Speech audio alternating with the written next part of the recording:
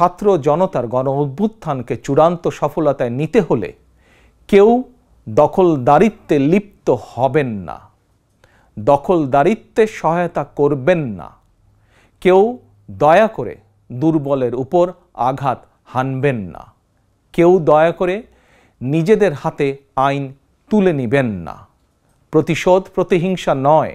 আসুন কার্যকর রাষ্ট্র সংস্কার নিশ্চিত করতে তারুণ্যের কাঙ্ক্ষিত একটি বৈষম্যহীন গণতান্ত্রিক রাষ্ট্র নির্মাণ করতে আমরা প্রত্যেকেই যিনি যার অবস্থান থেকে আরও দায়িত্বশীলতার পরিচয় দেই। প্রিয় দেশবাসী ভাই ও বোনেরা, ছাত্র জনতার গণ অভ্যুত্থানে বিশ্ববিদ্যালয়ের ছাত্র শহীদ আবু সাইদ, মাহফুজুর রহমান মুগ্ধ, কলেজ ছাত্র ওয়াসিম আকরাম, মাদ্রাসা ছাত্র আবদুল্লাহ আল মামুন, স্কুল ছাত্র রিফাত হোসেন, ৬০ বছর বয়সী একজন মা মায়া ইসলাম, ৬ বছর বয়সী শিশু রিয়া গোপ, কিশোরী ছাত্রী নাইমা সুলতানা, কুমিল্লার আইনজীবী আবুল কালাম, চুয়াডাঙ্গার রাজমিস্ত্রি উজ্জ্বল হোসেন, নোয়াখালীর দোকান কর্মচারী আসিফ, বরগুনার ওষুধ কোম্পানির সেলসম্যান আল আমিনের মতন বিভিন্ন শ্রেণী পেশার হাজারো মানুষ শহীদ হয়েছেন।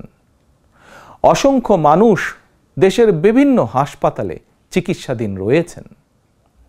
পাবনার গাড়ি চালক আরাফাত হোসেন, মিরপুরে গুলিবিদ্ধ ২২ বছর বয়সী মুস্তাকিম, দোকান কর্মচারী আতিকুল, অষ্টম শ্রেণীর শিক্ষার্থী তামিমের মতন অনেকের, বহু মানুষের হাত কিংবা পা কেটে ফেলতে হয়েছে।